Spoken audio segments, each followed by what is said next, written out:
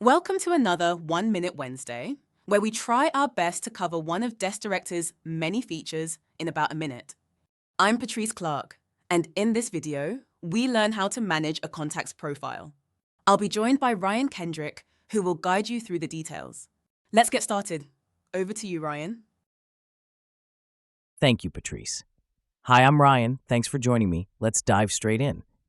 A contact's profile is easy to update in the admin portal. Head to the Client Portal tab, click the Contacts heading, and select the contact.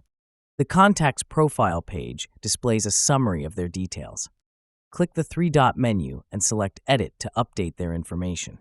From here, the contact may also be relocated or even archived.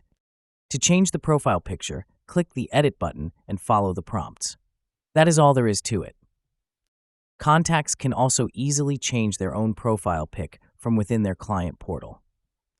Clicking on the profile image on the top right-hand side of the portal and clicking Settings will allow them to browse for a new profile image. Easy.